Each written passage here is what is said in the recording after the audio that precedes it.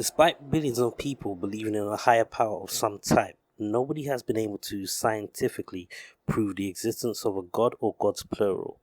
The Hebrew Bible, however, allows us to prove the existence of the God of Abraham, Isaac, and Jacob using empirical science. That is to say, we can find a way to test a hypothesis against the evidence, which, if repeatedly tested and found to be consistent with the evidence, would scientifically verify if the Bible is factual. So I'm going to demonstrate how to verify the existence of God by using the prophecies found in the Bible. If we look at the definition of what a prophecy is, it is a statement about a future event.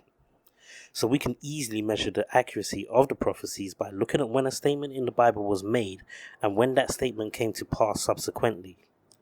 What makes this a valid way of testing the existence of a God is that there are many authors of the books in the Bible, but all of them claim to have received their prophecies from the God of Israel.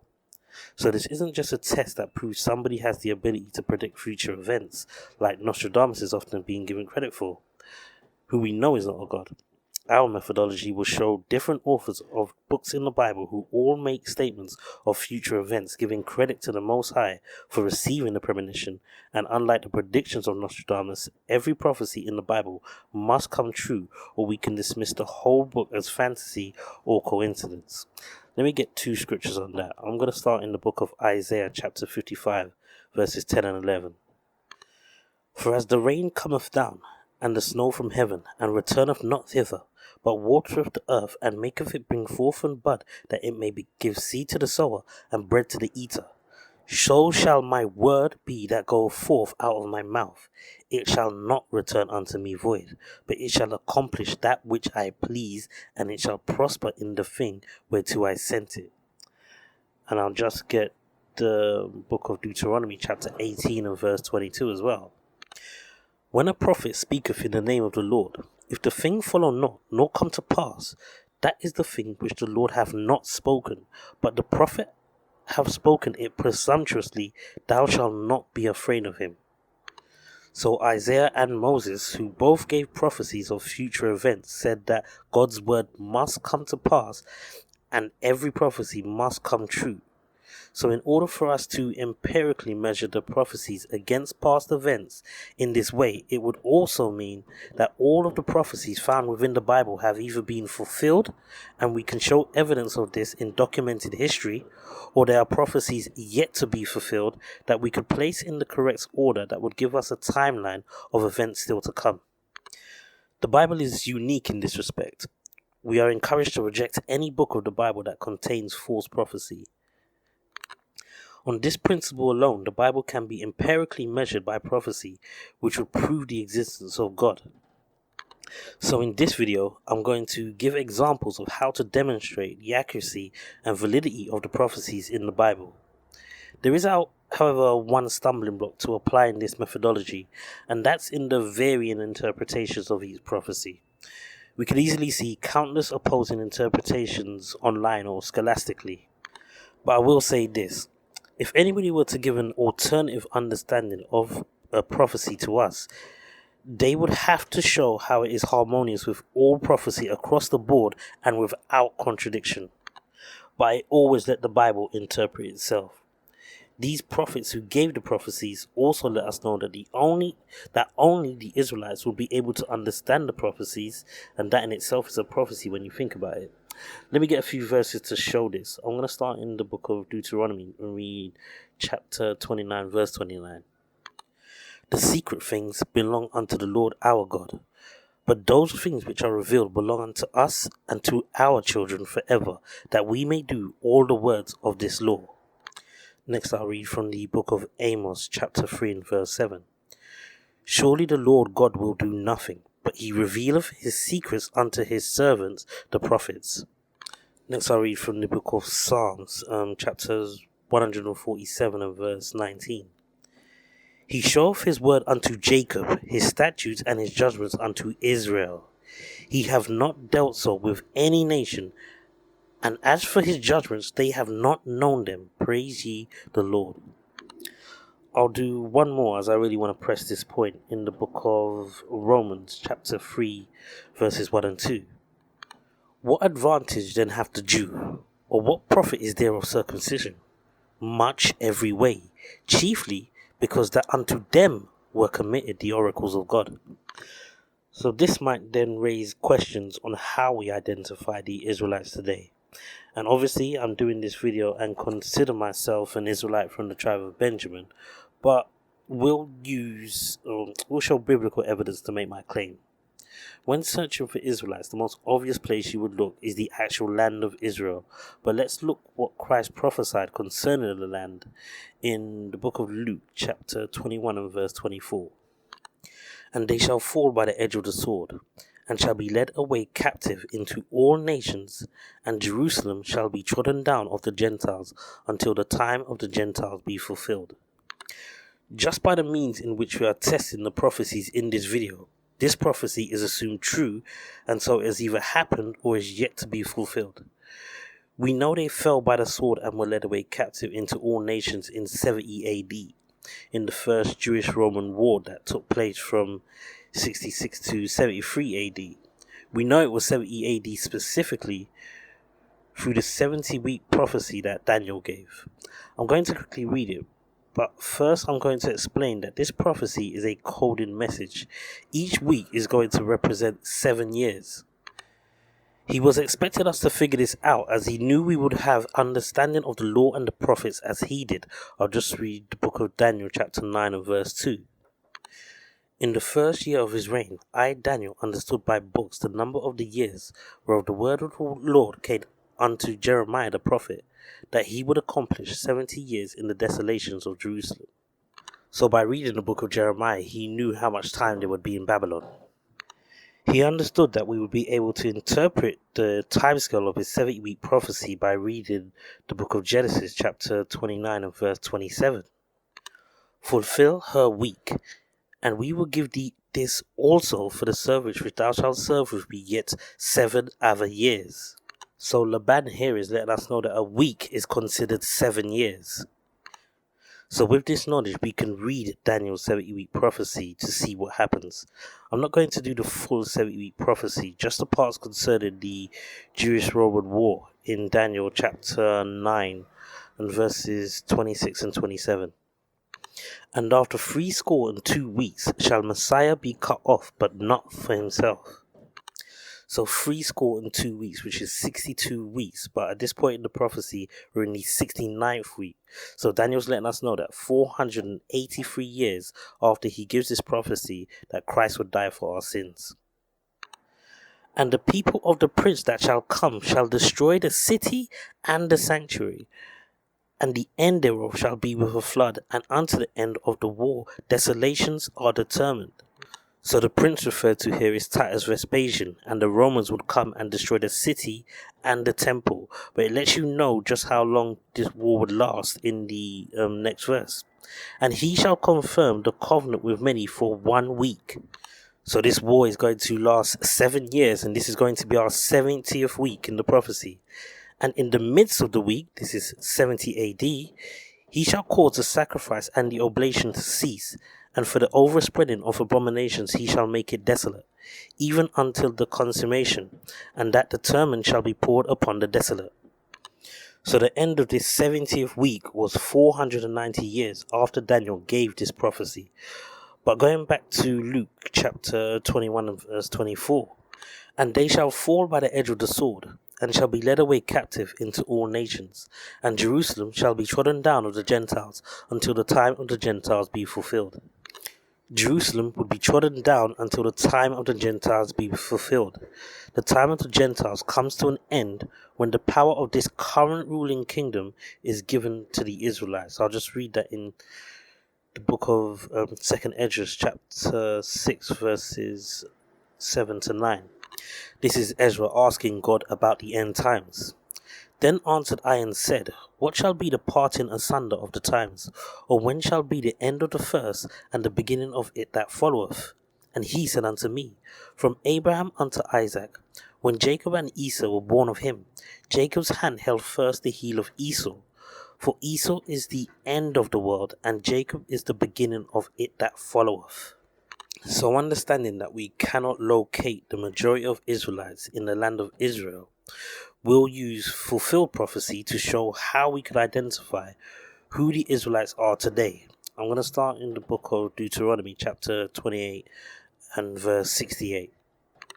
And the Lord shall bring thee into Egypt again with ships. Egypt here is referred to slavery, so we're going to go into slavery on ships.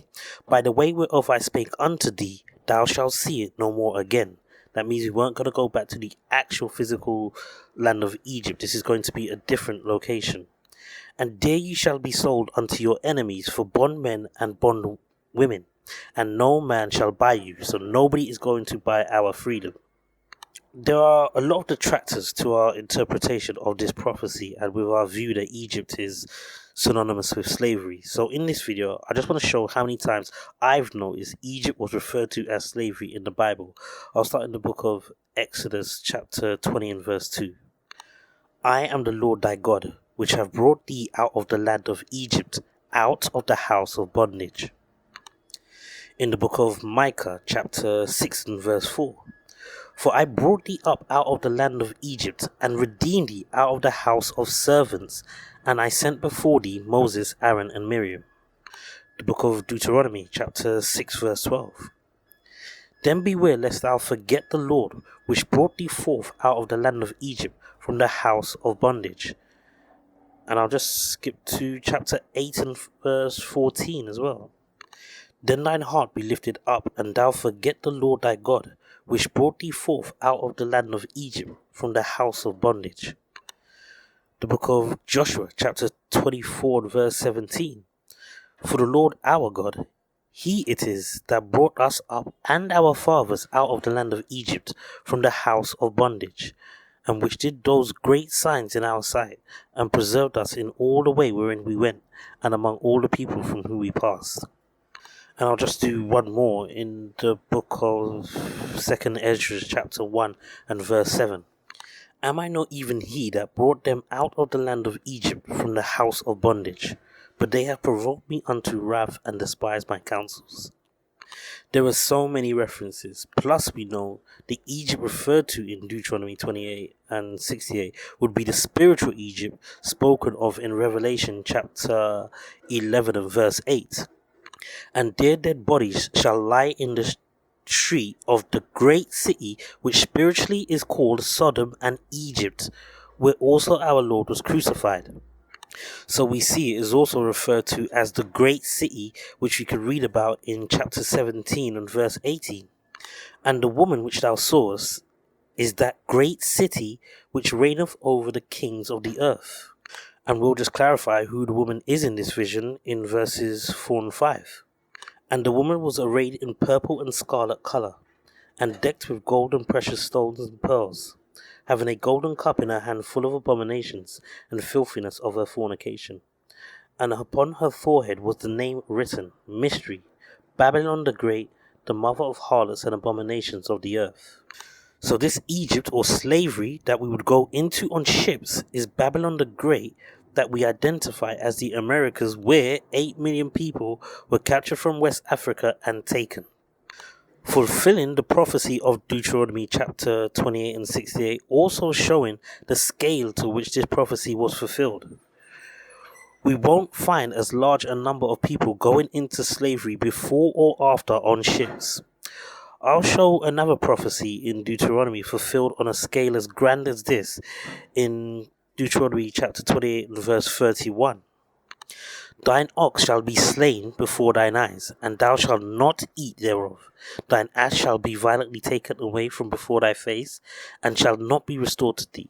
Thy sheep shall be given unto thine enemies, and thou shalt have none to rescue them. Thy ox shall be slain. The Native Americans, who we recognize as the tribe of Gad, had 60 million of their buffalo killed by Europeans. And by 1900, the number of buffalo in the US was as low as 300. I've not recognized another group of people to have their cattle wiped out in such a manner. And just to demonstrate it's possible that the slaves and natives come from the same family, which I'll deal with in more detail later looking at haplogroups, we can also track the natives or Northern Kingdom tribes movement through prophecy. It was Tobit who prophesied that they would spread across the earth starting from the land of the Medes. I'll read the book of Tobit, chapter 14 and verse 4. Go into Media, my son, for I surely believe those things which Jonah the prophet spake of Nineveh, that it shall be overthrown, and that for a time peace shall rather be in Media, and that our brethren shall lie scattered in the earth from that good land. And Jerusalem shall be desolate, and the house of God in it shall be burned, and shall be desolate for a time. We also know from Ezra that they would travel to an unoccupied land, and we can read that in 2nd Ezra chapter 13 and verse 41. But they took this counsel among themselves, that they would leave the multitude of the heathen, that's Media, and go forth into a further country where never mankind dwelt. Scholars will say that 2nd Esdras is a 1st century work. At that time, the only place on earth that was considered uninhabited were the Americas. But we'll revisit this book with regard to its dating and the prophecies a bit later. So here we have dealt with prophecies that show us that we can assume that the majority of Israelites are in the Americas today. So going back to proving God's existence through the prophecies, just in being able to demonstrate who the Israelites are, we've shown fulfilled prophecy a few times already. It's understanding who the Israelites are that will help you to harmonize and make sense of the prophecies as a whole. Now we can clearly look back at other fulfilled prophecies and the prophecies still to be fulfilled, then placing them in the correct order to establish a timeline. So we've gone through two major prophecies fulfilled on a grand scale in Deuteronomy 28. Let's look at other historical events prophesied in the Bible. Historical figure Alexander the Great is mentioned several times. I'll start in the book of Daniel. Now, scholars date this book to the 2nd century BC and not the 6th century BC, which was 200 years before the birth of Alexander. But I just showed how his 70-week prophecy is a coded message about the rebuilding of the temple, the birth of Christ, and the First Jewish-Roman War, all being fulfilled 200 years after the accepted scholarly date for his work. So I do believe this is a 6th century BC work written before the birth of Alexander. In Daniel chapter 11 verse 1 to 5, I'll just start there. Also I, in the 1st year of Darius the Mede, even I, stood to confirm and to strengthen him. And now will I show thee the truth. Behold, there shall stand up yet 3 kings in Persia, and the 4th shall be far richer than they all. And by his strength, through his riches, he shall stir up all against in the realm in Grecia. So the Persians are going to provoke the Greeks to attack them. And a mighty king shall stand up, that shall rule with great dominion and do according to his will. This is Alexander. And when he shall stand up, his kingdom shall be broken, and shall be divided towards the 4 winds of heaven, and not to his posterity, nor according to his dominion which he ruled, for his kingdom shall be plucked up, even for others beside those. So this is letting you know that Alexander the Great would not pass on his kingdom to his son. It will be split between his 4 generals. And the king of the south shall be strong, and one of his princes, and he shall be strong above him, and have dominion. His dominion shall be a great dominion. This is Ptolemy of the south. The Bible does name Alexander specifically in the book of 1st Maccabees chapter 1. I'm going to read verses 1 and 2. And it happened, after that, Alexander, son of Philip the Macedonian, who came out of the land of Chittim, had smitten Darius, king of the Persians and Medes, that he reigned in his stead the first over Greece, and made many wars and won many strongholds, and slew the kings of the earth. I'll just jump down to verse 5. And after these things he fell sick, and perceived that he should die. Wherefore he called his servants, such as were honourable, and had been brought up with him from his youth, and parted his kingdom among them, while he was yet alive. So Alexander reigned 12 years, and then died. This is just confirmation that he would split his kingdom amongst his generals. So going back to the book of Daniel, he also saw him in other visions. Daniel chapter 7 and verses... I'll start with verses 2 and 3. Daniel spake and said, I saw in my vision by night, and behold, the 4 winds of the heaven strove upon the great sea. and 4 great beasts came up from the sea, diverse one from the other. He's talking about 4 kingdoms. So I'll just skip down to verse 6, which is referring to Alexander and the Greeks.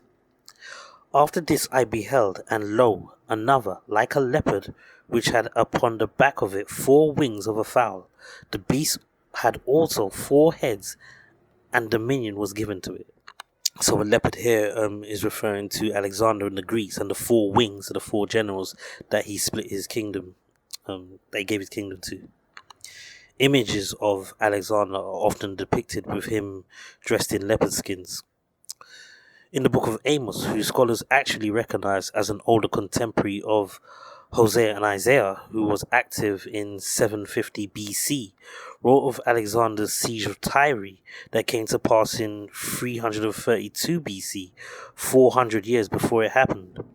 I'll read the book of Amos chapter 1 verses 9 and 10. Thus saith the Lord, for 3 transgressions of Tyrus, and for 4, I will not turn away the punishment thereof, because they delivered up the whole captivity to Edom, and remembered not the brotherly covenant. But I will send fire upon the wall of Tyrus, which shall devour the palaces thereof. So that's a fortress wall that Tyre has. Zechariah, who prophesied around 520 BC, corroborated this account in chapter 9 verses 3 and 4. And Tyrus did build herself a stronghold, this is the fortress wall, and heaped up silver as the dust, and fine gold as the mire in the streets. Behold, the Lord will cast her out, and he will smite her power in the sea, and shall be devoured with fire. So this fortress, this high wall, was going to be in the sea, and it was going to be burned. So we see in the Bible prophecy of the siege of Tyre and Alexander's rise to power from many prophets that all came to pass. In my other video, I demonstrated an undeniable prophecy of Cyrus the Great in the book of Isaiah chapter 44 verse 28. That saith of Cyrus, he is my shepherd, and shall perform all my pleasure, even saying to Jerusalem, thou shalt be built, and to the temple, thy foundation shall be laid. We know Isaiah prophesied in the 8th century BC due to an engraving dating back to that time with his name.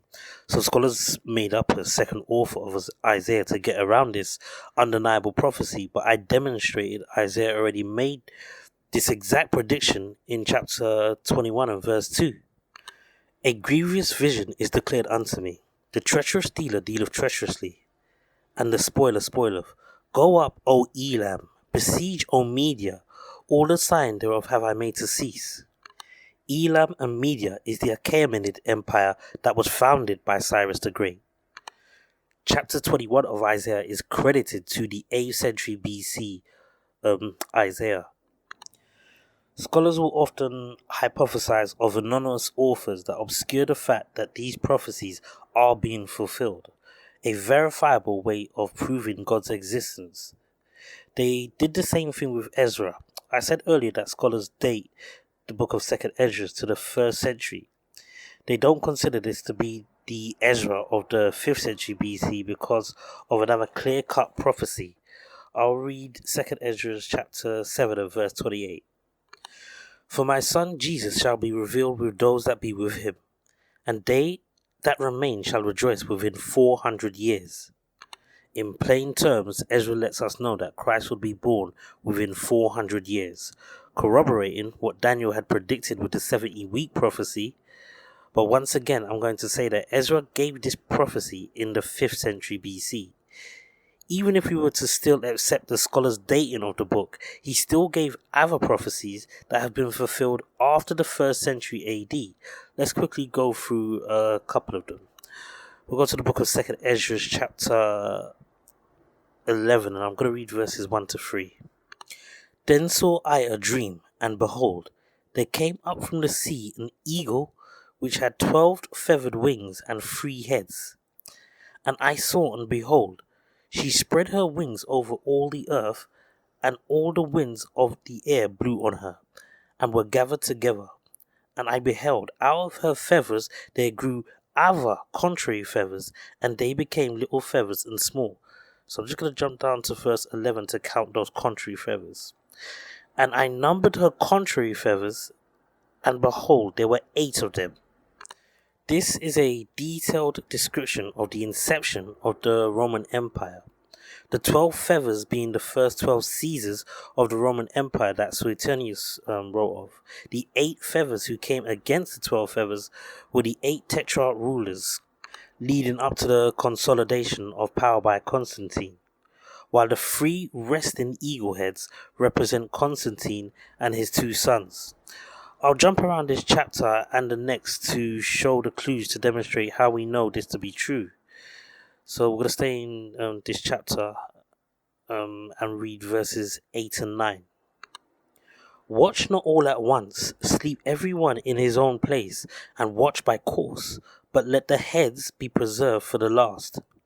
So the feathers are going to rule one at a time, but the eagle heads would rule last. I'm going to read verse 12. And I looked, and behold, on the right side there arose one feather, and reigned all over the earth. The first feather is the first emperor of Rome, who was Julius Caesar, so this verse represents him. So let's read on. I'm going to read verses 13 to 17. So this is still referring to Julius Caesar. And so it was that when it reigned, the end of it came, and the place thereof appeared no more.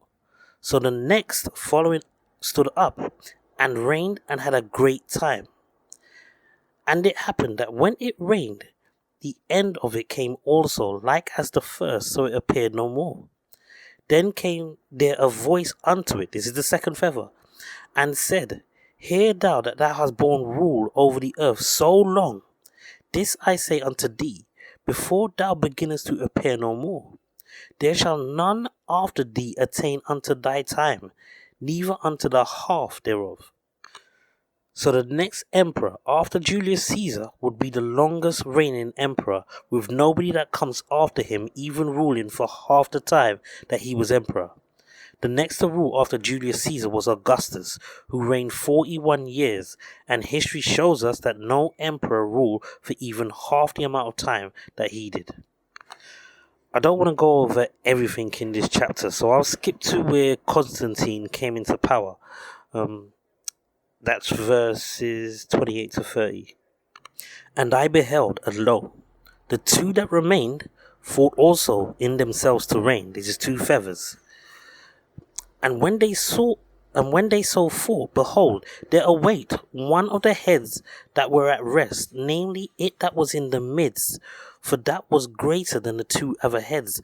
And then I saw the 2 other heads were joined with it. So these eagle heads waking up represents when Constantine comes into power with his 2 sons. I'll read verse 31. And behold, the head was turned with them that were with it, and did eat up the 2 feathers under the wing that would have reigned. This is a vision of Constantine defeating Maxentius and Licinius to consolidate power. I'll carry on in verses 32 and 33. But this head put the whole earth in fear, and bare rule over it, bare rule in it over all those that dwell upon the earth with much oppression. And it had the governance of the world more than all the wings that had been. That's more power than all of the Caesars that have come before. And after this I beheld, and lo, the head that was in the midst suddenly appeared no more, like as the wings. So Constantine reunited the Roman Empire before he died. It describes how he died in the next chapter. I'll read 2 Ezra chapter 12 and verse 26. And whereas thou sawest that the great head appeared no more, it signifieth that one of them shall die upon his bed, and yet with pain. This is how we confirm the eagle head is Constantine. He was famous for his deathbed conversion to Christianity on the 22nd of May 337 AD. Scholars refute that Esdras was written in the 5th century BC, yet even if they place him in the 1st century AD, we see that he still predicted the rise to power and death of Constantine 200 years before he was born. This wasn't the only post-first century prophecy that has been fulfilled. He also predicted the early Muslim conquest and the fall of the Sasanian Empire in chapter 15. We'll read that. I'll start from verse 28. Behold, a horrible vision, and the appearance thereof from the east, where the nations of the dragons of Arabia shall come out with many chariots, and the multitude of them shall be carried as the wind upon earth, that all they which hear them may fear and tremble. The dragons of Arabia are the tribal groups from the Arabian Peninsula that Muhammad had unified. The next few verses will describe a particular battle of the early conquests. Verse 30. Also the Carmanians, raging in wrath, shall go forth as the wild boars of the wood, and with great power shall they come, and join battle with them, and shall waste a portion of the land of the Assyrians. So the Carmanians are going to do battle against the unified tribes. The Carmanians are Iranians, so we know these are the Sassanids that we know the Muslims conquered. Sasanian art would often depict images of boars or royalty wearing boars' heads. The great power mentioned in this verse, or what I've seen in other translations mentioning driving back the Arabians with their tusks, is referring to the Sasanians' use of war elephants against the Arabians, which seemed to be effective at first. This battle took place in Asoristan, located in modern Iraq, which was the part of the Assyrian territory that was wasted. I'll read verse 31 now. And then shall the dragons have the upper hand, remembering their nature, and if they shall turn themselves, conspiring together in great power to persecute them. But the Arabians would turn their fortunes around, it said, by turning themselves. They had returning fighters rejoining them from the Byzantine wars with knowledge of how to deal with the elephants. This all took place in 642 AD, the Battle of Navahand, known to Muslims as the Victory of Victories. I'll just finish up in verses 32 and 33. Then these shall be troubled bled, and keep silence through their power, and shall flee. And from the land of the Assyrians shall the enemy besiege them, and consume some of them. And in their host shall be fear and dread, and strife among their kings. They weren't able to reunite after defeat, and their top officials had abandoned them, starting with their generals, which led to the fall of the Sasanian Empire. So these were two prophecies Ezra made that have come to pass after the time that scholars claim that he made the prophecy. I think you can also see a common pattern among scholars. When a prophecy is given in plain understanding, scholars will immediately dismiss that the prophecy was authored by who it was credited to. Then when prophecy is explained by parable, similitude or vision, it's dismissed as coincidence or vague, probably the reason they have not employed this methodology in verifying the validity of the prophecies to factually confirm the existence of a God. If you've been following along so far, you either think that I'm insane or that there are holes in my reasoning, of which you should let me know in the comments, or you see these prophecies being fulfilled and understand this is the only measurable way to verify the existence of God. Let me just read a verse before I continue in the book of Matthew chapter 11 and verse 25. At that time Jesus answered and said, I thank thee, O Father, Lord of heaven and earth, because thou hast hid these things from the wise and prudent, and hast revealed them unto babes. This understanding has gone over the heads of the academic world and has been placed at our feet, basically for the Israelites to understand, as I pointed out earlier in several verses. So this video is very long already, and I'm obviously not going to be able to go through every fulfilled prophecy in the Bible. But I want to go over another point before ending this video, so I'll just quickly note that with our understanding of the prophecies, we know that we are between the 5th and 6th trumpet in Revelation 9, or that the vials have yet to be poured out in Revelation 16. Perhaps I'll go over these and more in another video. So this is how we empirically prove the existence of God. It would only take one false prophecy or contradiction of prophecy for us to falsify the existence of the God of the Bible. But the point I really want to end on is showing another way to check the validity of the prophecies outside of historical accounts. And if you saw my Nineveh prophecy video, you would know that I used the DNA of haplogroup Q to match the migration pattern of the Northern Kingdom tribes, and I also offered evidence in defense of myself showing African DNA present in the land of Israel 72 generations ago. It's very important to go over this right now, firstly because I made the claim earlier that natives and the slaves of the transatlantic slave trade were both children of Jacob, important in understanding how to interpret prophecy. And secondly, because this has become a big topic right now, as haplogroups are being used by some to invalidate the fact that the 12 tribes that we identify as Israelites are related. I'm gonna address that point specifically, but let me first make this point. Without understanding of who the 12 tribes are and the correct interpretation of prophecy, the Bible then becomes a fairy tale or fantasy. We've all heard people who describe it as allegorical. I was an atheist before the prophecies were explained to me, and if haplogroups were indeed able to definitively rule out men from different haplogroups having the same paternal lineage, then I would drop the Bible immediately. We would come across too many false or contradicting prophecies, as you see when a Christian tries to explain end-time prophecies. So we have to take the raw data of what haplogroup shows us and calibrate it with the prophecies. I hope I've demonstrated the reliability of trusted in the prophecies in this video so far. We don't need to rely on the hypotheses created around haplogroups by evolutionary scientists, just as we can track prophecy to verify the existence of God. We could also use prophecy as a lens to view data we get from population genetics. So bear in mind, these are migration patterns of populations. Populations can be made up of different ethnicities. The haplogroup you belong to informs you that you are a patrilineal descendant of a man that originated from one of about 19 populations. That haplogroup is not a single man. As I often hear repeated, it's a population. There is nothing to suggest that the original populations were ethnically pure. Therefore, nothing to suggest that a family who were of the same ethnicity finding themselves belonging to different population groups.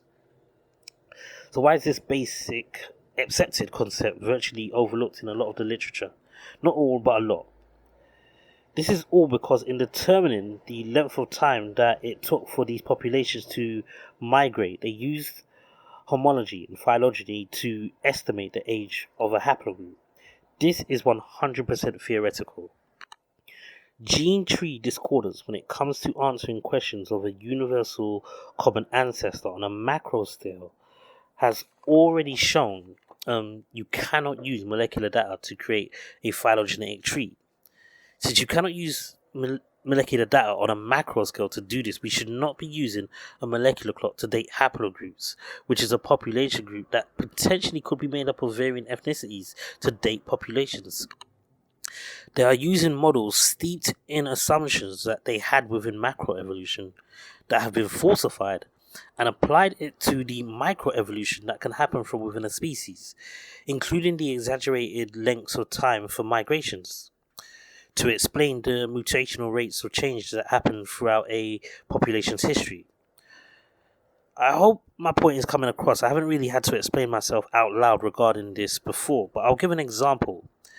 Instead of using divergence dating to date haplogroup Q as 29,000 years old, I look at the original location of the population of haplogroup Q along with the migration pattern and recognize through prophecy that the Northern Kingdom tribes would have made up a large percentage of this haplogroup. I'll read the book of Tobit, chapter 14, verse 4 again. Go into Media, my son, for I surely believe those things which Jonah the prophet spake of Nineveh, that it shall be overthrown. and that for a time peace shall rather be in Media, and that our brethren shall lie scattered in the earth from that good land. And Jerusalem shall be desolate, and the house of God in it shall be burned, and shall be desolate for a time. So the original location of haplogroup Q was most likely amongst those cities. So I am able to independently date haplogroup Q to be about 2,800 years old. I'm just going to read the book of 2nd Ezra, chapter 13 and verse 41 again. But they took this counsel among themselves, that they would leave the multitude of the heathen, and go forth into a further country where never mankind dwelt. And just as Ezra said, haplogroup Q would end up being the first peoples to populate the Americas, which is biblically known as Archerith, 2nd Ezra chapter 13 and verse 45. For through that country there was a great way to go, namely of a year and a half, and the same region is called Archerith, also the place where I earlier identified as the Great City, or Egypt. No other haplogroup shows this pattern of movement from the territory of the Medes to an uninhabited region. Now let's use my haplogroup, which is E.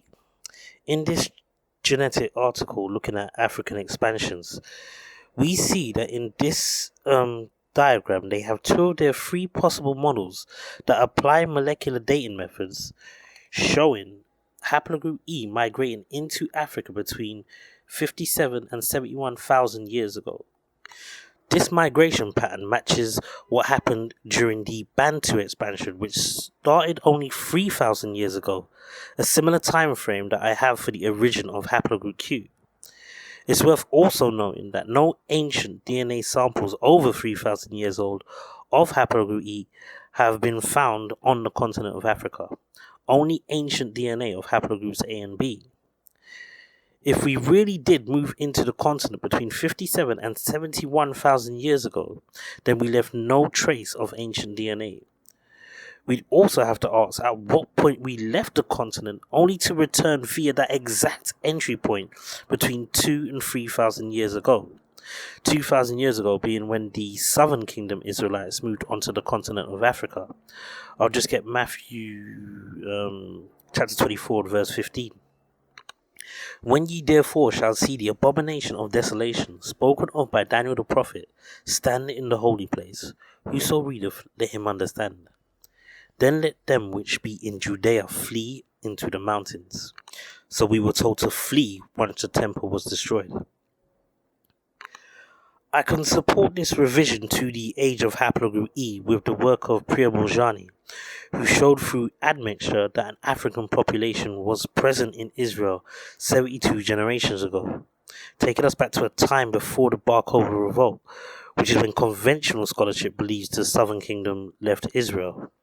We have other evidence to support this as well, but the point I want to make is when we find other means to calibrate the age of haplogroups, it brings all haplogroups or populations closer in time frame to each other, which would allow for near kin to belong to different population groups. This is not hard to envision with the Assyrian captivity, Babylonian captivity, and our migrations since being ejected from the land. So we see the prophecies do prove the existence of the God of the Hebrew Bible. We just use this knowledge to calibrate what scientific data has given us instead of following scientific theories that are in opposition to the Bible.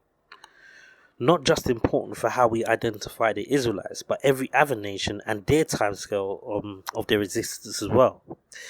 If you accept the interpretation of the prophecies, then the Bible gives us an accurate way to measure time and prophecy still to be fulfilled, allowing us to understand roughly how much time we have left to go.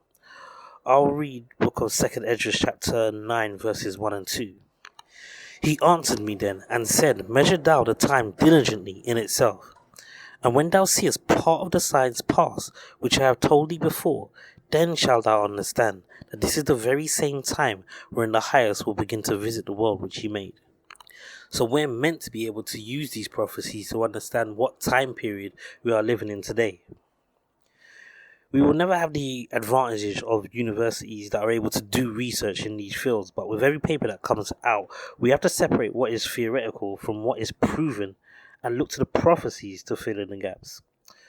I hope you were able to follow along in this video, and if not, make a comment and I'll elaborate below. But I'll finish the video here. All praises to the Most High.